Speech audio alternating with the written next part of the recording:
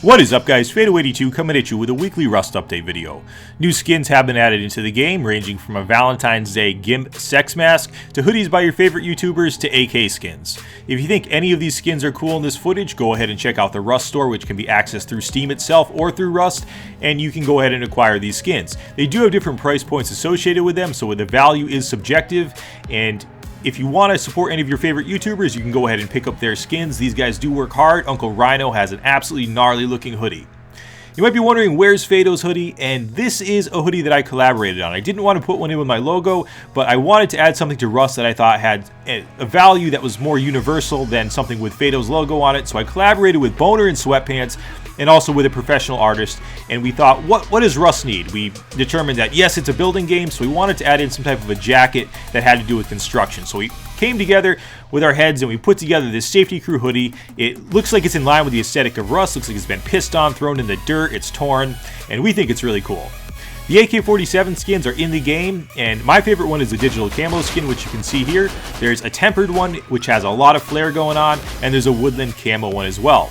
Again, we want to emphasize this will not change the game in any way or affect the base weapon statistic. It's purely cosmetic. If you think these have value, you can go ahead and pick them up or ask your friends to craft them. I believe that these are going to be rare drops in the game, but I could be wrong on that. So you might get lucky by hitting barrels, but it's going to be very hard to find them. Send your love out to the Rusty Pirates and thank them for a much needed nerf to the metal face mask. This is a game changer, and you're going to notice that when you're wearing the face mask, it no longer offers as much protection to the head, and you're going to go down with about 1 to 2 headshots. Prepare to be shocked this week in Rust if you mistype a code into a code lock. The code lock will now offer a shock charge for every mistyped code. It starts at only a few hit points in terms of the damage, but it does stack up and it will kill you relatively quickly.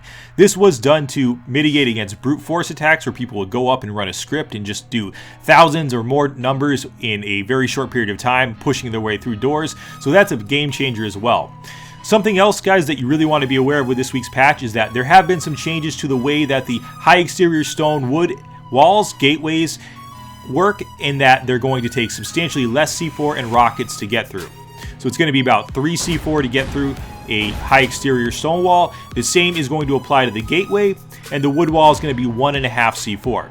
This shakes things up quite a bit and is a much needed change because, as we saw from a footage a minute ago, those high exterior walls are used heavily and it creates an imbalance with raiding where it's very difficult to raid bases if they're too layered up.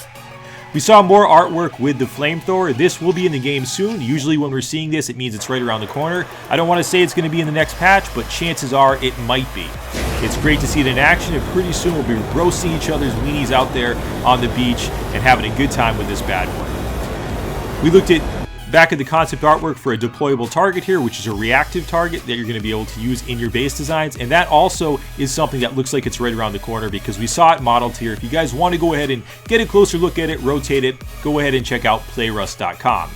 In addition, we saw some more concept artwork for some tire structures here, which fit in really well with the vibe that Rust goes for, and I can't wait for that. We saw some further iterations on the female model here with some nuances with ethnicity, and we saw some changes to the skin tones in Rust, or the way that the skins look. Not necessarily the tones, but the textures.